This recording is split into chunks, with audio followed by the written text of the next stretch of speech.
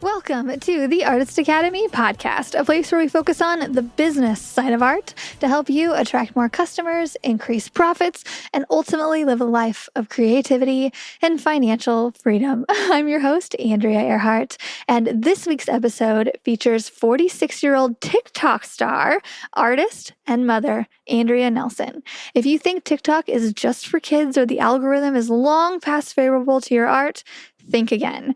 Andrea will give you tips on how to create better videos and sell online without actually selling. You're going to love this guest and how open she is about business. And in just a couple short years, she's built an art career she loves and shares her tips to inspire you to do it too at any age. So let me know what you think about this week's episode with Andrea Nelson. Hey there. So we are live with Andrea today. I'm so excited that we have the same name, but I was recommended to you by one of our Artist Academy members, and I was looking through her videos and I was just like, we have to chat about videos, about how you're teaching your paint classes, all of the things. And I think it can be really beneficial to everybody listening. So can you start out by introducing yourself and telling us a little bit about who you are, Andrea?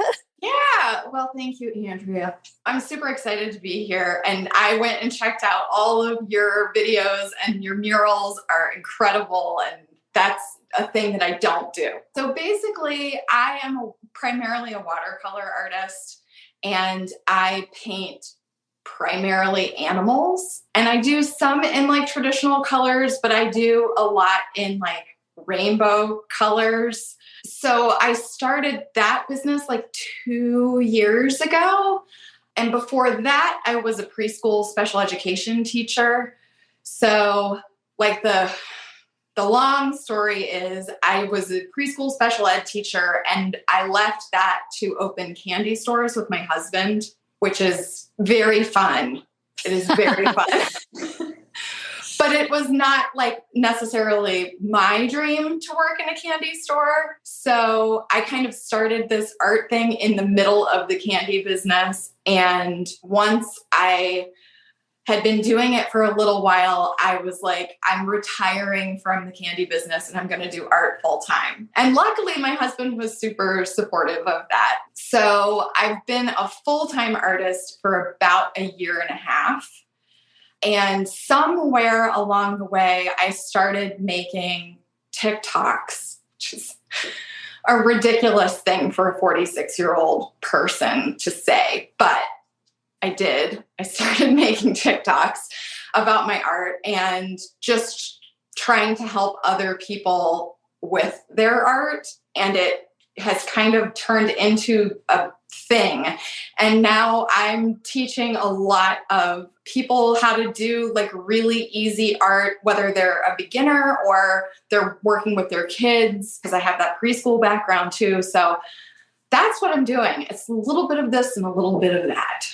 Wow, I love that. And I would have never thought you were 46, first off. I was like, thanks. Wait a second. But I think it's great because we have a lot of people here in the Artist Academy group, especially that are a little afraid of video because they're maybe just a little bit older. I mean, I'm 32, so it's right. Not like, I'm not like a kid anyway, but that just goes to show you can do at all, whatever ages, and you're doing well with it. How is your reach on TikTok? So I found that your Instagram is amazing, but I'd never looked at your TikTok. How is that? Is that your main driver? Yeah. So TikTok is my thing. So it's wild. I get really embarrassed even talking about it, but I have a 21-year-old son, and he was the one, it was like January 21. He was like, I think you would love TikTok. He's like, first of all, there's like tons of cat videos. So right away. I was on board with that. Yes. Yeah. He was like, there's cats, there's art. Like, it's not all teenagers dancing, which was kind of my perception. So I started watching videos, and then I was like, I think I might make one. And I did. And the wild thing is I made one video and I got like 8,000 views on it, which I had never gotten that many views on Instagram. So I was immediately like, oh my gosh, what is going on? And I posted another video the next day, and I started getting orders on my website, like from my second video. And I was hooked. That was all it took. I was like, I am in. I am 100% in. If I can drive business to my website, I'm all about it. So I kind of set up like a 30-day challenge for myself where I was like, I'm going to post one video a day for 30 days and just see if I can grow a little following and maybe drive some business to my website. And we'll just see where I'm at the end of 30 days. And within the first week, I had more followers on TikTok than I had on Instagram at the time. And I had an Instagram account for like 6 years. So it was just crazy to me. So yeah, I had a lot of good luck on TikTok. I have almost 600,000 followers now. Oh my gosh, that's amazing. So you are giving me more hope with TikTok. So I started TikTok 3 years ago or so, and then blew up, and it was great. And then lately my videos have just not been getting very good like views. So I've just kind of like gone back to Instagram Reels because that's where I'm getting on Reels, I'm getting the views. But you're now motivating me to try a little harder on TikTok because well, you have a lot of followers on TikTok too, don't you? You have like 400,000 followers or something, right? Yeah, but I've been stuck at 400,000 for like that number for like a year. Like I haven't been able to go up at all. And really anything I post gets like a few thousand likes, which is not anything I post on Instagram. Exact same video. Instagram will be double, triple, or more than that. It's a lot easier for me to go viral on Reels than it is on TikTok lately. But hearing this, I love this. And I know this doesn't necessarily need to be a TikTok, Instagram discussion, but I do think people are really interested in it because I talk to other artists all the time who are like, I don't understand like how to do it. But I could not gain traction on Instagram. Even when I was blowing up on TikTok, I had my best video, like most views I've ever gotten on a video was like 9.4 million on a craft video, really. And I posted that same video on Instagram and it got, I don't know where it is right now, but it was like a year or so ago. It got like 3,000 views. And I'm like, I don't get it. I don't know what to do. One of the big things for me with Instagram was when I stopped posting with the TikTok watermark in Instagram. I think Instagram hates that. I started getting more views when I started making my videos outside of TikTok and then importing them into Reels. And then it was like, really like 2 months ago, probably, I had one video that really blew up both places, TikTok and Instagram. And that it was as if the TikTok or the Instagram gods were like, oh, hey, like, welcome to Instagram. And I'm like, dude, I've been here. I've been here for like 8 years. I don't, you just hadn't noticed me yet. And then it started to just go from there. So it's weird. It is weird. But I do also think that TikTok kind of changed the algorithm sometime in the last year. And I've heard from a lot of artists that their views went way down and things got harder in the last year. So I don't think you're alone in that. Yeah. When did you first start posting TikToks? Like a year ago or? It was a year ago, January. So it's been like a year and a half. Wow. So the first 6 months I was on there, I did one video a day. I always pretty much do one video a day, even now. But I was also doing lives. And the first 6 months I was on TikTok, if you did a live, you would get so many views and so many new followers. And then like about last summer, that stopped. Like when you do a live now on TikTok, it does not get you followers. It does not give you views. Good to know. So because it's like, it's trying to get people to your live and not to your page. Anyway, that's a side note, but your videos. So I went through a couple of them when I asked to interview you, and they're mostly voiceovers. So are all of your videos voiceovers on TikTok and Instagram? No, most of them are actually like head on. I don't do a ton of voiceover really. It's usually me sitting at this desk or me outside teaching like a craft or an art Okay, but your voice or I mean voiceover, but like you're using your voice. So like Yes. you have your face and it's Yes. kind of like a story. Like Yes. that's what I do in my Instagram stories, but that's what's working for you on Instagram and TikTok.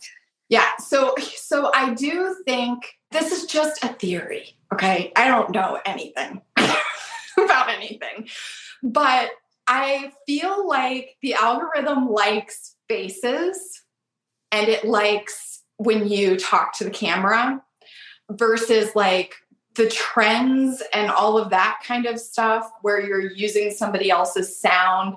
I never get a lot of play on those. I do them occasionally just because they're fun, but unless it's something super creative or funny, I don't feel like those get a lot of views. I think the reason that my stuff has done well is because I try to structure them so that people will watch as long as possible. And I always approach a video with the first thought being, is this adding value to somebody else? Like, am I making this video something that somebody would want to save or share? Because those two things and the play-through rate are like the most important thing, I think, in getting views. Because I have plenty of videos where I'll do something, I don't know, sometimes I tell stories on there and I'll get tons and tons of comments, but I never go viral, really, on a story. So I think the teaching somebody something is a very big part of my success. Okay. I think you're doing a lot of things right. And I think this is where video is going too, because I've noticed when, like, even on my stories, like if I'm not looking at it close and like talking to the camera with my face, I think of it as like I'm just being lazy if I don't do that. Like that's because I know that's what people watch. And if and so it only makes sense for the video outside of stories to be going towards that too. Like having that personal connection because I am really lazy also with my videos now, because what used to work back in the day is I used to take a time lapse, 10 to 15 seconds, put a song to it and great. Like people loved it. And now it doesn't really work. And now you have to really even putting something up for 15 seconds is kind of tough with the time lapse. They're like, get to it. And so, okay, I'm just going to have to be face to camera. It's super time consuming. Like to make a video where I'm like, all right, guys, we're going to paint mushrooms. Let's go. It's like, now I have to paint mushrooms. And was I planning to paint mushrooms today? Maybe. But I also do a lot of stuff. Like this was a little craft thing that I did that is like an egg curtain. Like I'm not selling this. This is not for my business. This was for TikTok. I do things where I sell them for my business and they never make it to TikTok. So I know your audience is mostly people who are trying to sell their art. I feel like a couple things with videos, but number one, it's almost like a mini commercial. So if you see a commercial where somebody's just trying to sell you something, it's not very appealing. But if I'm doing something and I have the cat painting in the background, I will sell that cat painting. Somebody will buy it from that video, even though I never mentioned it. So there's a lot of that. There's a lot of, when you start your business originally and you start selling something, a lot of times it's because somebody in your life said, you're so good at that, you should sell that. And then you monetize your hobby and it becomes a business, right? And when you first start, you have all these people in your life who want to support you, who want to buy from you. And that's great in the beginning, but then it doesn't last. Because how many cat paintings can my mom buy? Right? I feel like TikTok and Instagram Reels are kind of the same thing, where people get super attached to you when you're doing your videos in a way that shares your personality, that shares your story. People feel like they know you, and then they do want to support you. They want to buy from you, just like your aunt did. And you don't have to try hard to sell the thing if your videos are appealing in some way. Does that make sense? Yeah, for sure. It's like, it's just, like having a conversation with someone of like, or entertaining them about, look what I created, not necessarily you need to buy this because this is perfect for your home. And like, right. It's like talking to people about art. I get really, really excited about talking to people about making things and teaching someone to paint mushrooms in watercolor. I might not be selling mushroom paintings in watercolor, but I'm excited to show someone how to do it. And then in the back of their head, they're like, she's a watercolor artist. So then if I do a video where I'm talking about something related to business, it all kind of comes together. And a lot of times too, I'll post like more businessy kind of things on my stories and leave my reels for more educational things, because I feel like it's my like intense fans, if you want to call them that look at stories. So it's a strategy. I know nothing. I don't know. No, you're doing well. And so we're trying to just get out of you what you're doing exactly. And so all these tips are perfect. I have a question right here from our Artist Academy member. Are there any certain hashtags that you're using, and I just to add that, are there any, like, is there a time limit on your videos, or are you just showing up and focusing on entertaining rather than the little things? I don't focus much on that. TikTok, if you're doing hashtags in TikTok, you have a very limited space, as you know. So like I keep it to like 5 or 6 hashtags. I do tend to use the same hashtags a lot on TikTok. And if you go to like kid art, hashtag kid art, you will see like a million videos from me, because that hashtag's not getting used by a lot of people, but it gets used by me. So I tend to stick to similar hashtags depending on what I'm making. And I'll add 1 or 2, like the mushroom painting. I'll probably tag that one like easy art, learn watercolor, watercolor basics. I pretty much always tag mom talk because I'm big with the moms. Do you see the drama that's happening with the Utah mom talk right now? No. Oh, I'm not even going to get into it. I'll just Google Utah mom talk right now. Okay, I definitely will. Yeah, I for sure will. Yeah, because I do a lot of kid art and I do a lot of stuff that's like something where a mom and their kid could sit down and do it together. So, and I talk about being a mom, but my kids are 21 and 19. So it's like, it's always past tense. But yeah, hashtags, I don't find that they are like super duper important. I haven't really noticed like a big difference. And even like people will say like use the trending sounds. I don't ever really use trending sounds. Really? Oh my gosh. I know. I just use like I'll just type in like quirky instrumental.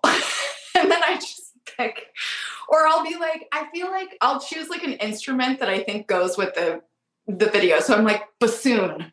And then I just find a song that has a bassoon in it, or clarinet, or like violin. But yeah, I don't really follow any of that. I also I think when I first started, I was more hung up on like the idea of posting at a certain time of day. I don't think that matters at this point.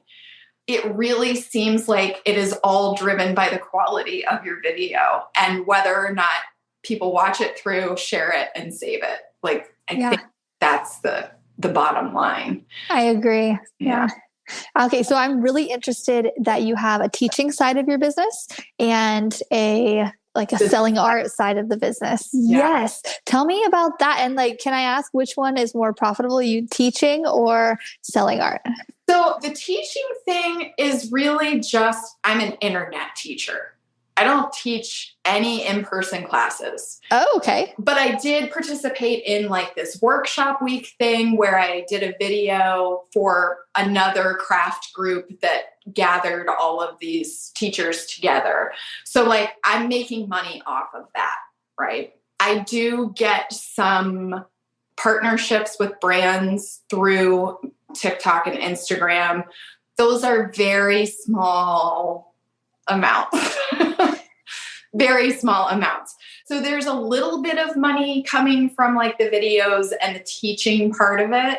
But the majority of my money for my business comes from selling products. So I sell prints of my artwork, stickers, magnets, pins. I just started selling notebooks, mugs. Like, I'm in my art room right now, but my office is next door and it's just filled with all my stuff. So I sell all of that on my website, on Fair. I do wholesale through Fair.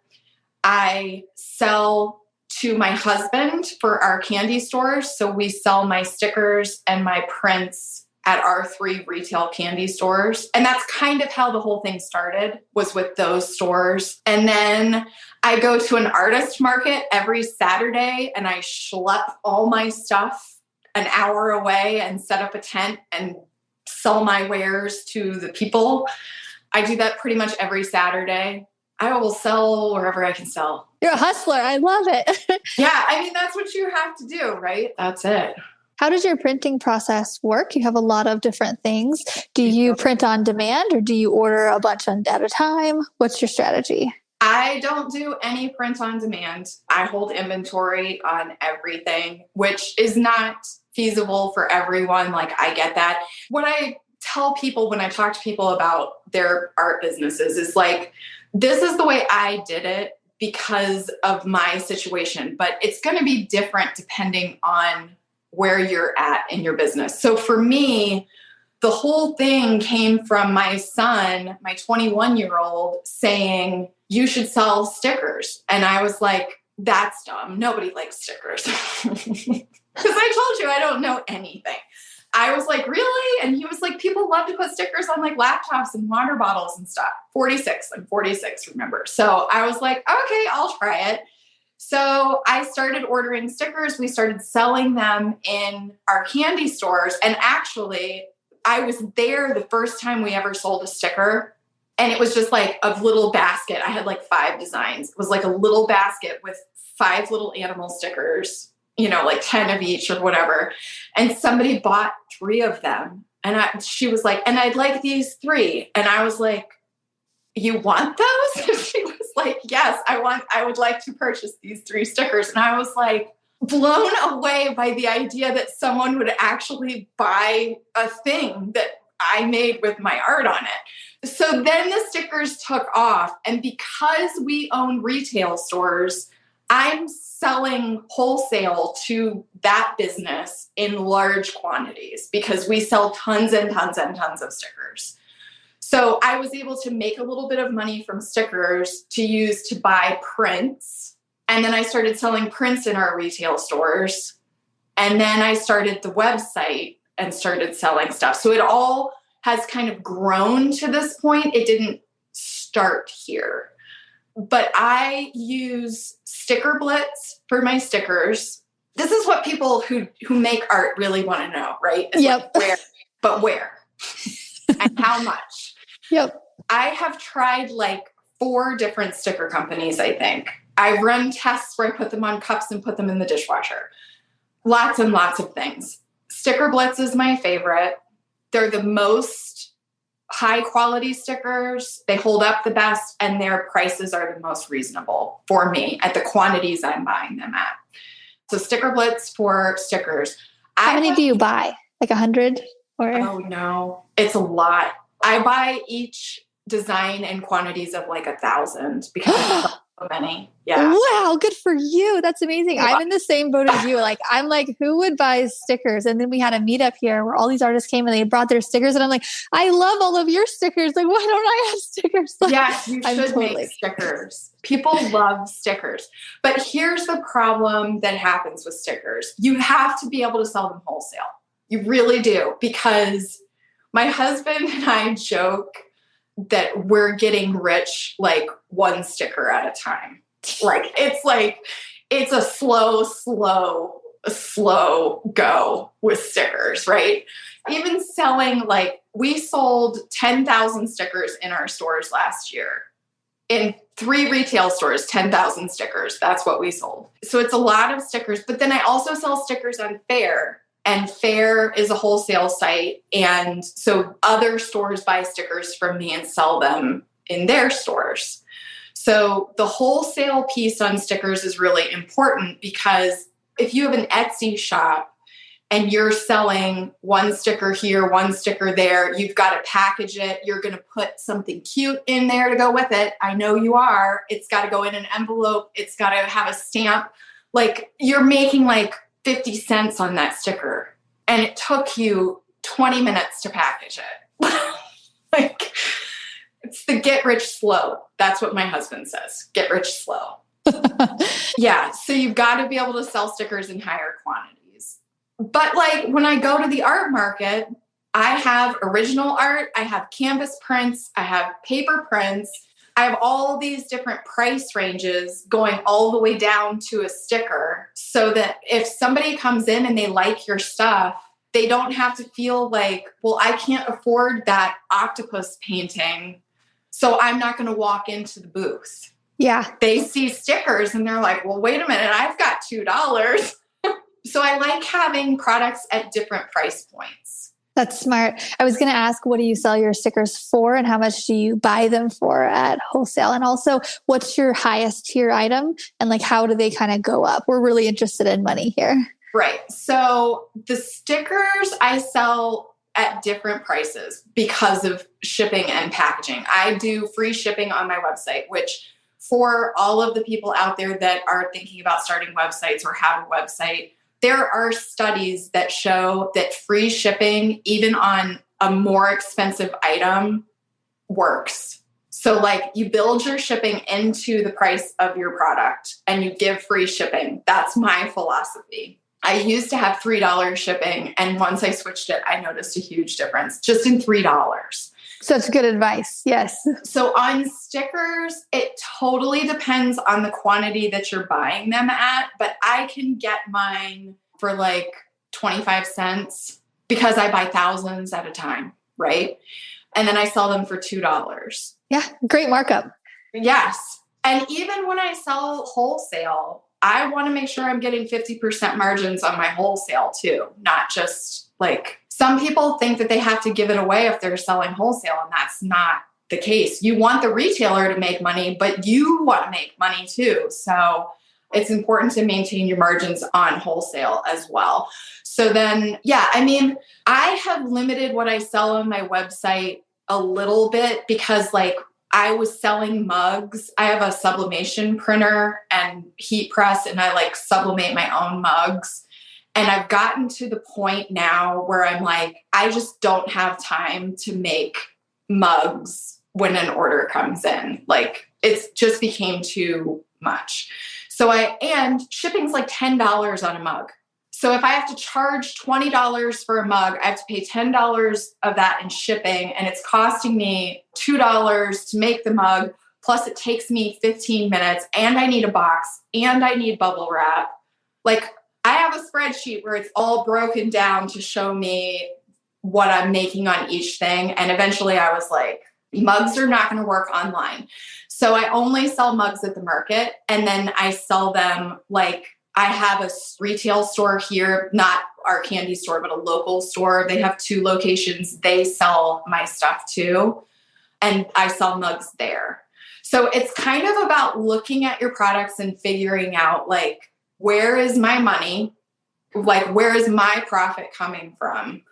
And determining like what things are worth it and what things are not worth it. So a paper print, I'm getting like 95% margin on a paper print.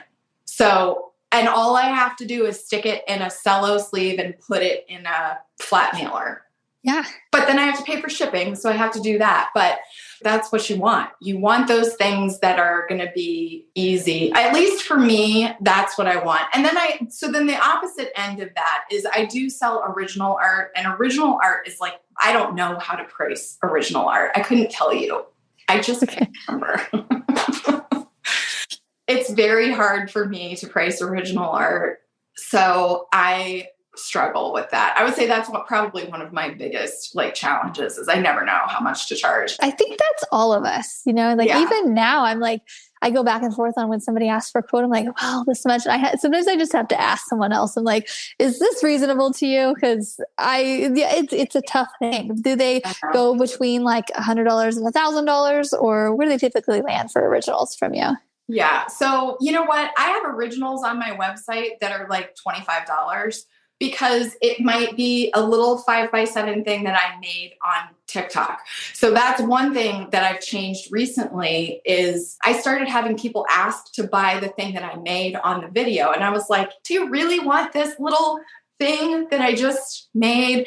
And people were like, yes, I want to buy that. So I started putting all that stuff up on my website, not all of it, but like if it's a decent looking thing when I'm finished, I will put it up on the website. But sometimes, like I said, they're $25 because it's a watercolor something like that took me no time at all.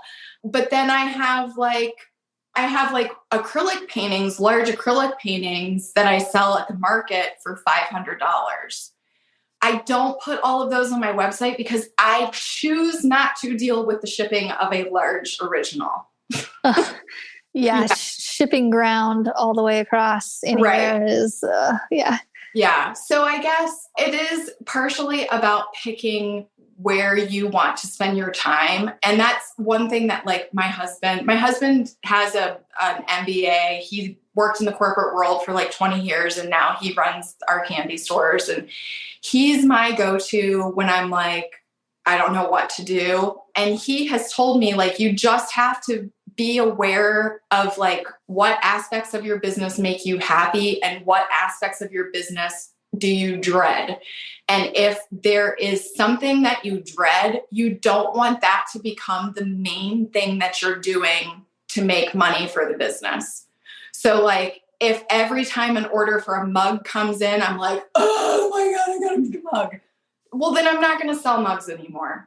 That's why I'm running my own business is to make my own decisions. It's also the thing I hate most about running my own business is making my own decisions. I love making my own decisions, but I am with you on the like little things because for me, shipping and selling prints in general and just having to fulfill those orders on top of doing murals, that was the thing that I was like, I don't like this. I don't want to do it. So I've been trying to find some other alternative. Do you get so like for your prints that on paper, do you print those yourself or? No. So I use Minuteman Press, which is a local printer, and they have franchises all over the US. And just being totally honest here, I was kind of like singing their praises for a very long time on TikTok. And I had so many people come back to me and say, my local shop wouldn't help me. My local shop said they couldn't do what your shop is doing, that I stopped recommending them. I love my local shop. They do an awesome job for me. We have a great relationship where they run test prints for me. They fix anything that I don't like. I go in there, I physically pick up my stuff and bring it home. I know exactly what I'm getting. I just can't say that it's like that in every single store because they're franchises and they're all run independently. So I don't know about the one that might be in your area. So I just say like, I love them and they're great for me. You could try your local shop and see what happens. They do prints for me. I get chipboard cut with my prints. I do note cards with envelopes from them. At Valentine's Day, I came up with this idea to do like little, like the kids' Valentines that are just like flat cards with my animal and like a pun. So it's like the turtle and it says, "You're turtly awesome." They made those for me. They make bookmarks for me. I sell bookmarks through them. They do all my discount cards and all that. So yeah, I would recommend though, like if your Minuteman can't help you, find a local printer where you can actually physically walk in, talk to someone and look at the print and say like, yes. Because I order canvas prints online to sell. And I sometimes get things that are unexpected because it's all coming from online. So anytime you can like have a local place where you can walk in, I think is good on that. Okay. I agree. I have a really good local place, but they're so busy because they're so good. And then lately it's just like they're so overwhelmed. And Right. my main printer got COVID last year and he had the brain fog that went with it. And I feel so bad for him, but sometimes I make an order and he's like, what? I'm like, you're like, God. Yeah. So I'm like, I don't know. I'm just still sorting around with that. That can be tough. But yeah, I mean, I think like anything, it takes a lot of effort to shop around and figure out what works for you and your style of art. Cause like I do watercolor, which translates really nicely to prints because there's no texture to it. And I get questions a lot from acrylic artists and oil painters about how to make prints. And it's like, I've done it, but it's not as easy. Like just bottom line, watercolor is way easier to get a nice print out of. But that's what I do. Yeah, so it's a little bit of everything. And yeah, and I stopped doing commissions. That was another business choice that I made where that was one of the things that I just couldn't stand doing. That's every artist's dream, is to say, no, I want to do what I want to do, not what you want to do. Right. When did you make that decision? Probably about this time last year. It was kind of funny because I was still growing on TikTok and I had gotten a couple of commissions through there, but it was starting to get to be like more and more. And I was like, I don't like this. First reason being, it's very hard to make corrections on watercolor. So if somebody doesn't like their portrait of their beloved poodle, there's not a lot I can do with it other than start over, which is frustrating. So I was at the art market one day and I have this friend of mine who was in the booth next to me, and somebody asked him if he did custom work and he said no. And I was like, wait, what?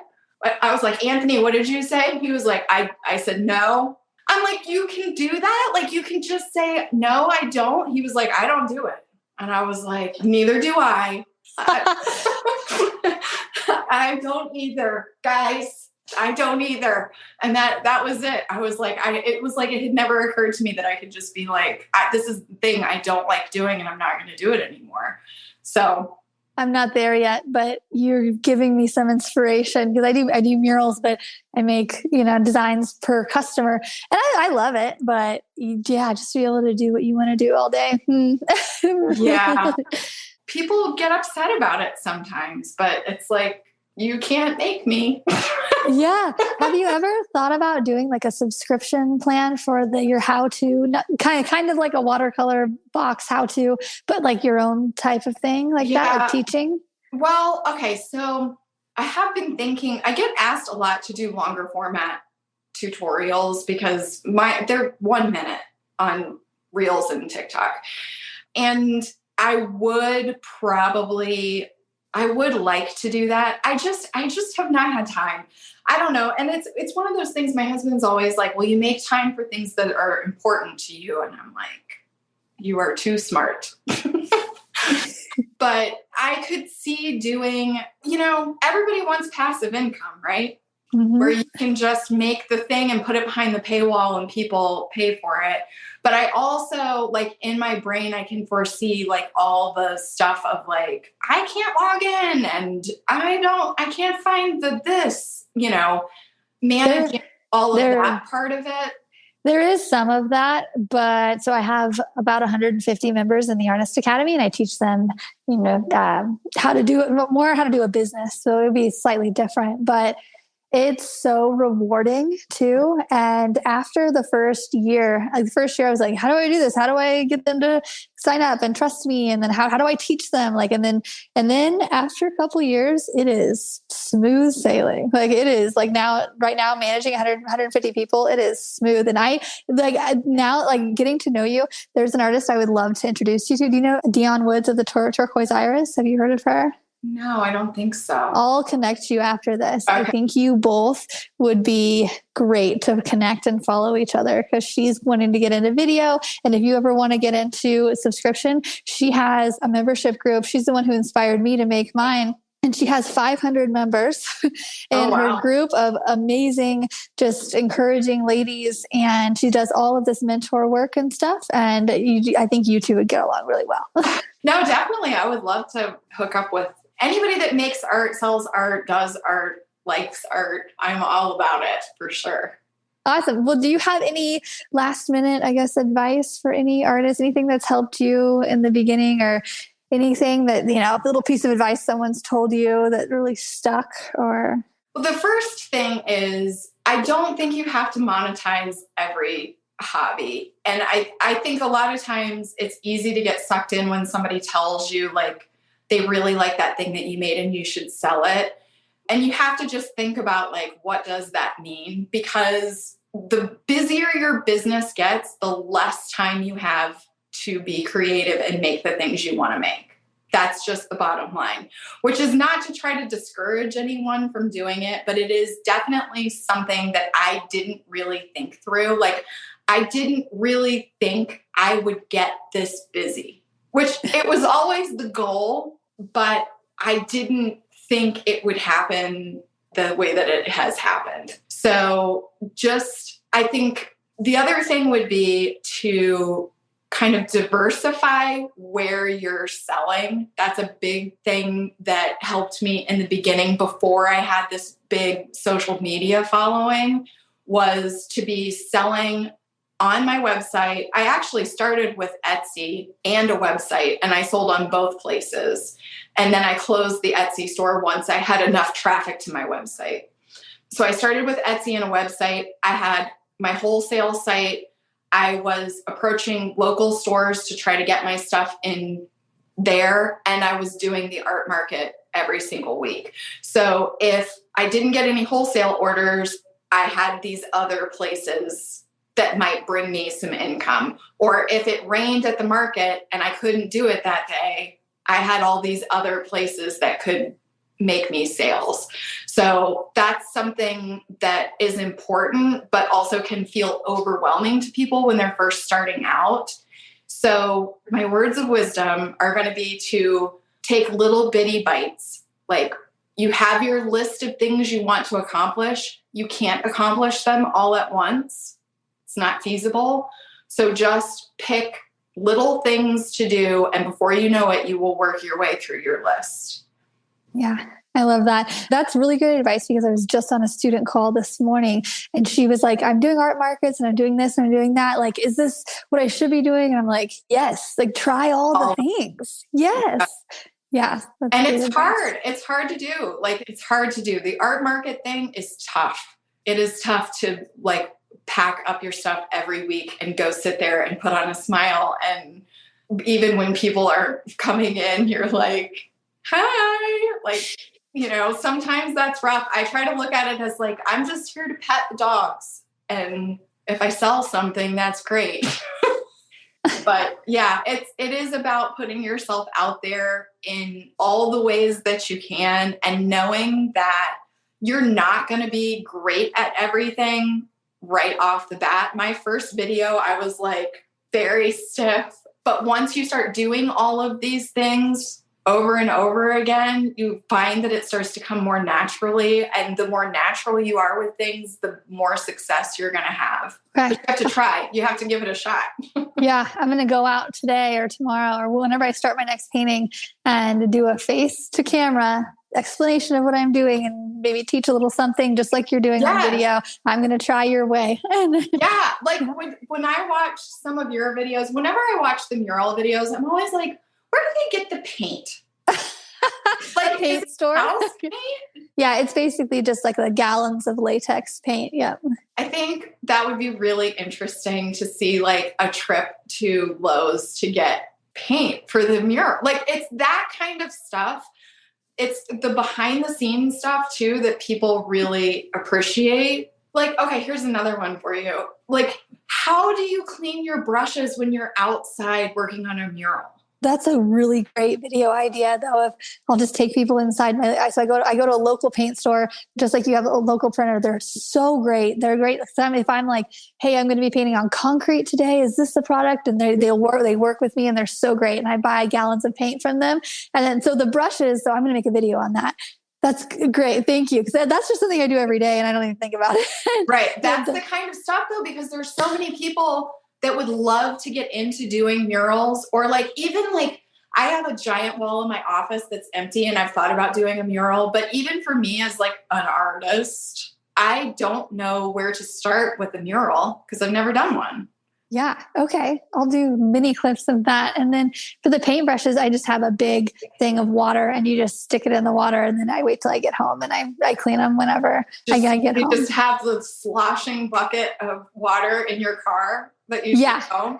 Well, I have a Jeep, and I have the layer on the back of the Jeep, like the really rubbery layer down. So that way, and there's paint all over it, but that's okay because I can just take it out and spray it down if I want to, and then put it back, and my actual Jeep is fine. So really big on that, but that's a good tip.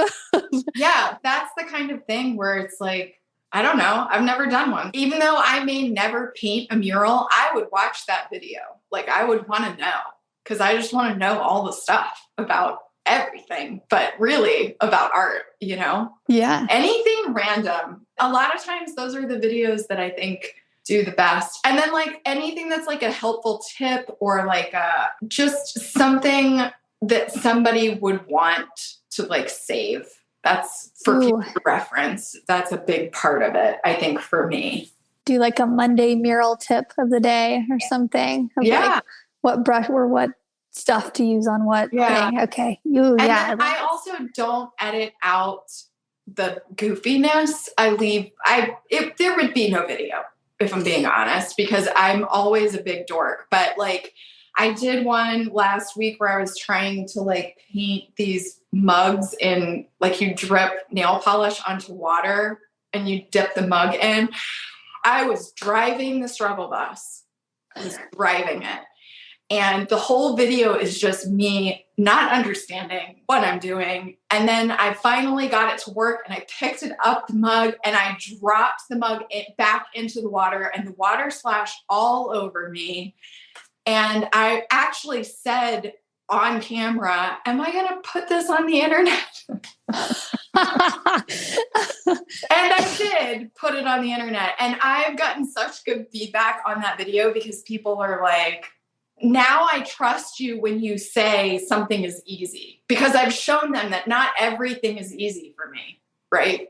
Sometimes I'm drenched in nail polish water.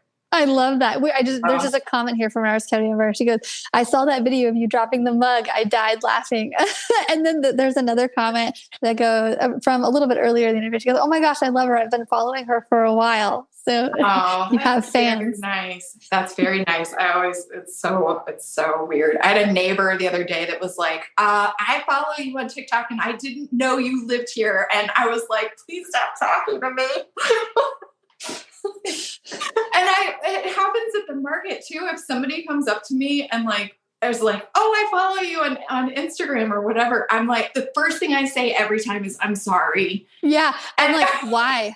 Why do you watch my stuff? I'm like, I just feel like it's too much a lot of the time. But yeah, I don't know. It's fun for me. I enjoy it. I'm home like all the time in my little art room talking to my phone. But this is life. This is what I do. I love the community of it. Yeah, this is so inspiring. I think this is going to be really especially inspiring for any art moms, and just how quickly you can grow if you, and everybody go watch her videos, go watch and really dissect what she's doing and just see like how the lighting is and how close she is to the camera. Like look at like, why are you watching? What makes you continue to watch? And just look at what she's doing, and you can create your own too. So that's what I'm going to do. I'm going to go look at your stuff and be like, all right, like how long are these things? Like, you're going to be like, oh, act like a dork. Check. Got it. Easy.